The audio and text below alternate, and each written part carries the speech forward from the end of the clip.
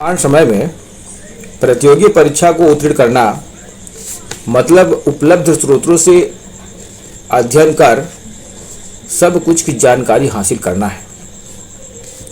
सर्वप्रथम जितने भी छात्र एवं छात्राएं हमारे ओपी मैथ चैनल में जुड़े हैं, जैसे यूपीपीसीएस, एमपीपीएससी, सीजीपीएससी, बीएड, शिक्षक चयन परीक्षा, पटवारी भर्ती, पुलिस चयन परीक्षा, पुलिस सब इंस्पेक्टर इत्यादि, उन सभी लोगों का स्वागत एवं अभिनंदन करता हूं। जो छात्र अभी नए हैं, वे लोग सब्सक्राइब कर वेल मतलब घंटी वाले ऑप्शन पर जाकर ऑल वाले ऑप्शन को क्लिक कर दें, जिससे कि अगली वीडियो आप लोगों को आसानी से मिल सके। अब हम डेस्कटॉप पर चलते हैं। आज हम लोग सामान्य अध्ययन का भूगोल विषय का वस्तुनिष्ठ प्रश्नों का सेट क्रमांक 13 का अभ्यास करेंगे।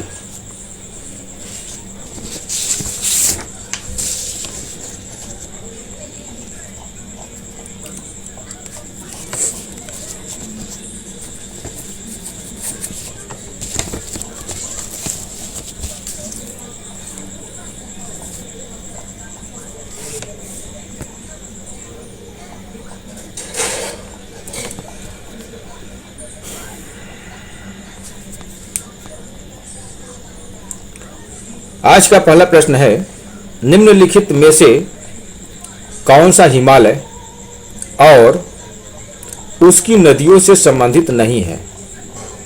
इसमें ऑप्शन नंबर ये दिया है, हिमालय के उत्थान के पूर्व की नदियां जैसे ब्रह्मपुत्र, अरुणा, सतलज और सिंधु।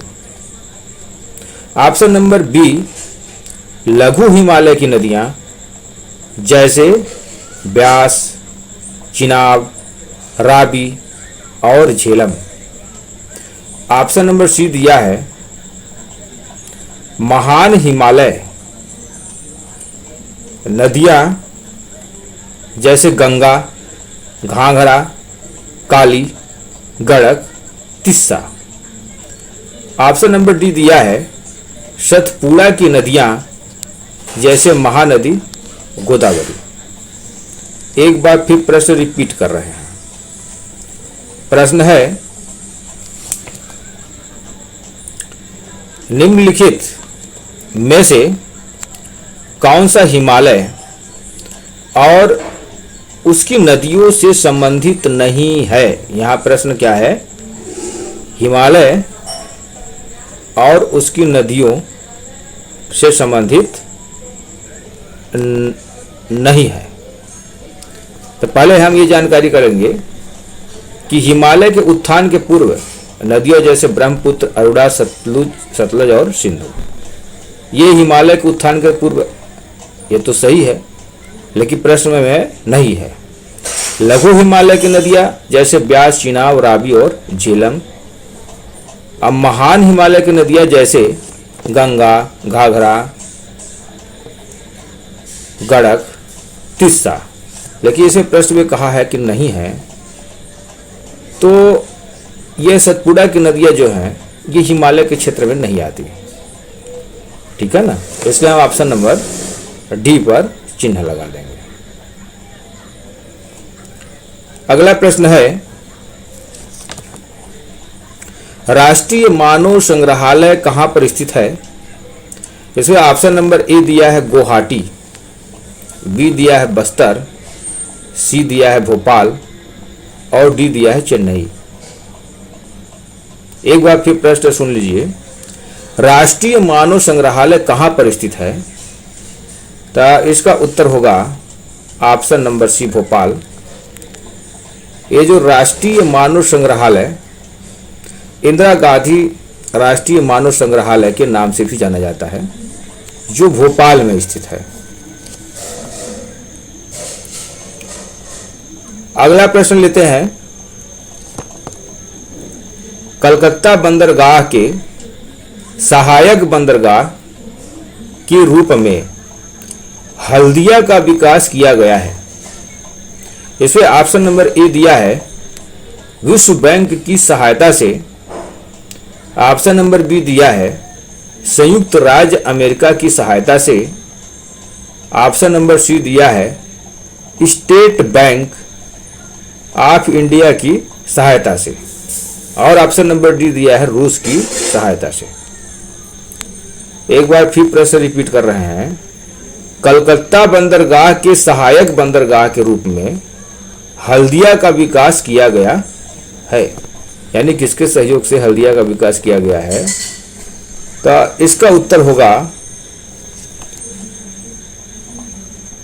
ऑप्शन नंबर ए विश्व बैंक की सहायता से। अब अगला प्रश्न लेते हैं। गंडक योजना सम्मिलित रूप से निम्नलिखित प्रदेशों में से किसकी योजना है? इसमें ऑप्शन नंबर ए दिया है उत्तर प्रदेश, बिहार व पश्चिमी बंगाल, ऑप्शन नंबर बी दिया है उत्तर प्रदेश, बिहार व नेपाल, ऑप्शन नंबर सी दिया है उत्तर प्रदेश, बिहार व मध्य प्रदेश, और ऑप्शन नंबर डी दिया है तमिलनाडु, बिहार व उड़ीसा। एक बार फिर प्रश्न सुन लीजिए। गंडक योजना सम्मिलित रूप से निम्नलिखित प्रदेशों में से किसकी योजना है? तो इसका उत्तर होगा option number B Uttar Pradesh, Bihar व नेपाल की यह सम्मिलित योजना है। अगला प्रश्न है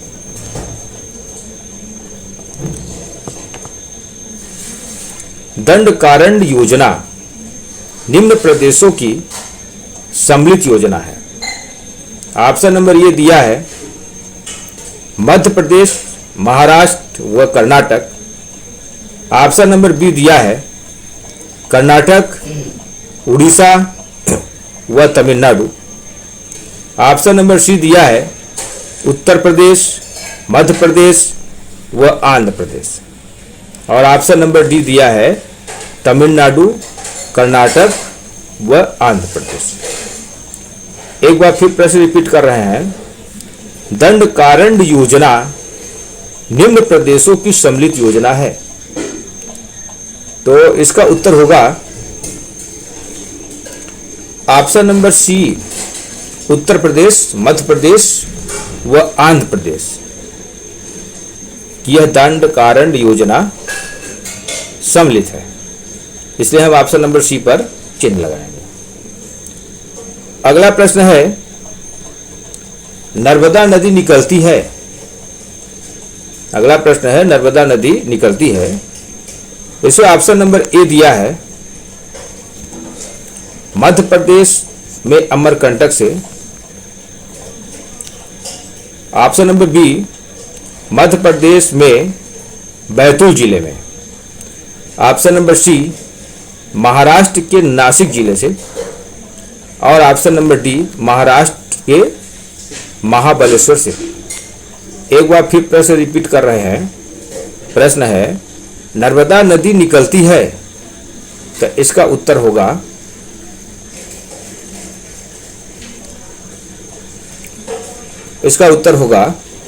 option number A Madhya Pradesh के अमरकंटक से। अगला प्रश्न लेते हैं हम। कावेरी नदी बहती है, कावेरी नदी बहती है, इसे ऑप्शन नंबर ए दिया है मध्य प्रदेश, उड़ीसा व आंध्र प्रदेश में होकर, ऑप्शन नंबर बी कर्नाटक व तमिलनाडु में होकर, ऑप्शन नंबर सी दिया है मध्य प्रदेश, महाराष्ट्र व तमिलनाडु में होकर, और ऑप्शन नंबर डी दिया है महाराष्ट्र, कर्नाटक व आंध्र प्रदेश में होकर। एक बार फिर प्रश्न हम रिपीट कर रहे हैं। कावेरी नदी बहती है, तो इसका उत्तर होगा कर्नाटक व तमिलनाडु में होकर। Option number B. अगला प्रश्न है अम्लीय आग्नेय चट्टान का उदाहरण कौन है? इसे ऑप्शन नंबर ए दिया है बेसाल्ट, ऑप्शन नंबर बी दिया है डोलेराइट, ऑप्शन नंबर सी दिया है ग्रेनाइट और ऑप्शन नंबर डी दिया है गैब्रो। एक बार फिर प्रश्न सुन लीजिए। अम्लीय आग्नेय चट्टान का उदाहरण कौन है? तो इसका उत्तर होगा ऑप्शन नंबर सी ग्रेनाइट। अगले प्रश्न की ओर हम लोग चलते हैं।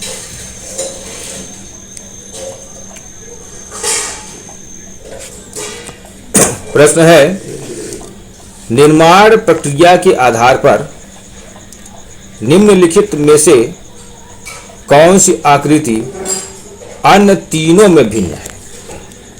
इसे ऑप्शन नंबर ए दिया है दरार घाटी, ऑप्शन नंबर बी दिया है ग्रीवा खंड या नापे, ऑप्शन नंबर सी दिया है अवनति और ऑप्शन नंबर डी दिया है वलन। एक बार फिर प्रश्न हम रिपीट कर रहे हैं। निर्माण प्रक्रिया के आधार पर निम्नलिखित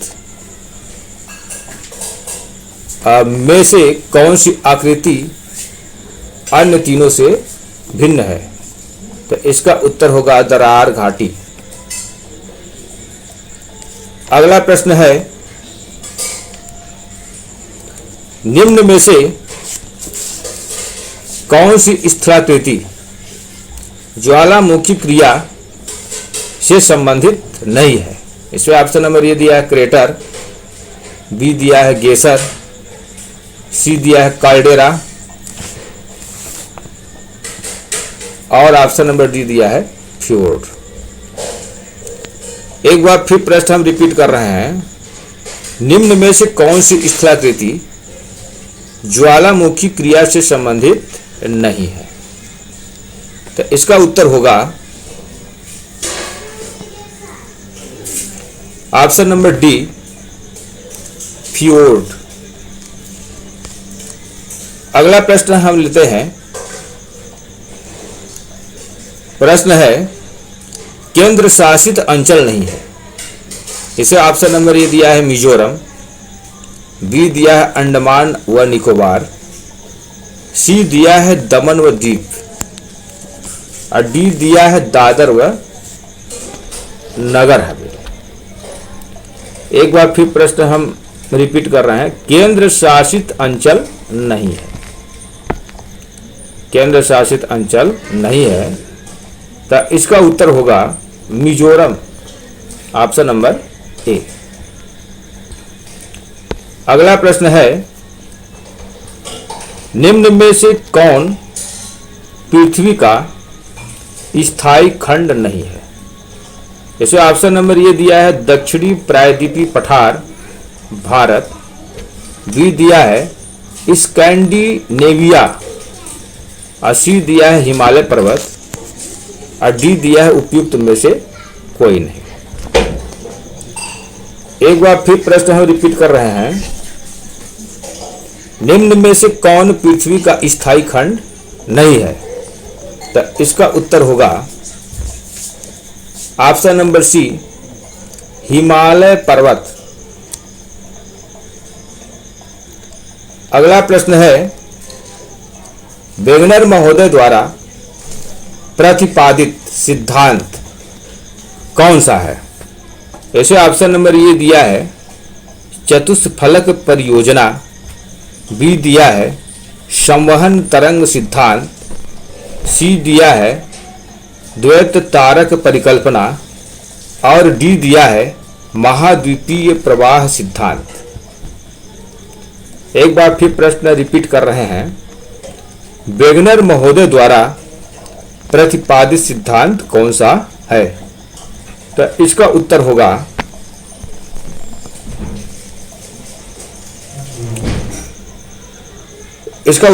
ऑप्शन नंबर ए चतुष्फलक परियोजना।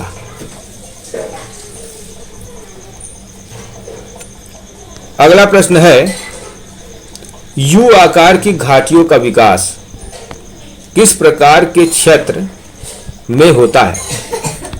ऑप्शन नंबर ए प्रौढ़ावस्था वाली नदी, बी हिमानी क्षेत्र, सी चूना पत्थर प्रदेश और डी उपयुक्त सभी। एक बार फिर प्रश्न सुन लीजिए, यू आकार की घाटियों का विकास किस प्रकार के क्षेत्र में होता है? तो इसका उत्तर होगा हिमानी क्षेत्र से, हिमानी क्षेत्र, ऑप्शन नंबर बी। अगला प्रश्न है, निम्न में से कौन सा महासागर उत्तरी अमेरिका को स्पर्श नहीं करता है? इसे ऑप्शन नंबर ए दिया है अटलांटिक महासागर, बी दिया है हिंद महासागर, और सी दिया है प्रशांत महासागर, और डी दिया है आर्कटिक महासागर। एक बार फिर प्रश्न हम रिपीट कर रहे हैं कि निम्न में से कौन सा महासागर उत्तरी अमेरिका को स्पर्श नहीं करता है? तो इसका उत्तर होगा ऑप्शन नंबर बी हिंद महासागर। अगला प्रश्न है, निम्न में से कौन ऑस्ट्रेलिया का महत्वपूर्ण स्वर्ण उत्खनन केंद्र है? ऑप्शन नंबर ए दिया है कोलार, बी दिया है कालगुरली, और सी दिया है किरूना, और डी दिया है काला माटी।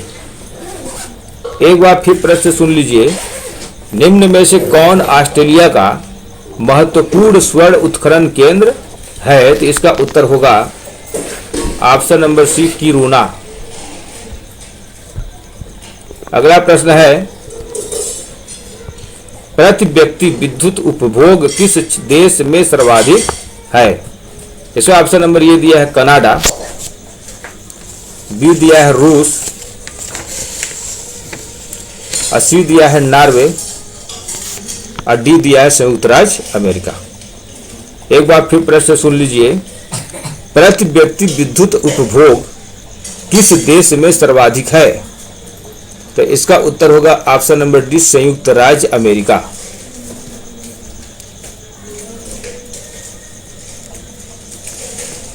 संयुक्त राज्य अमेरिका। अगला प्रश्न है, कार्स्ट प्रदेशों में डोलाइन की ऊपरी सतह से ध्वस्त हो जाने एवं ऊपरी भाग के खुले रह जाने से निर्मित छिद्र को क्या कहा जाता है? इसे ऑप्शन नंबर ए दिया है युवाला, बी दिया है जामा, सी दिया है कास्ट खिड़की, और डी दिया है पोलिए। एक बार फिर प्रश्न हम रिपीट कर रहे हैं, कास्ट प्रदेशों में डोलाइन की ऊपरी सतह से ध्वस्त हो जाने एवं ऊपरी भाग के खुले रह जाने से निर्मित छिद्र को क्या कहा जाता है? तो इसका उत्तर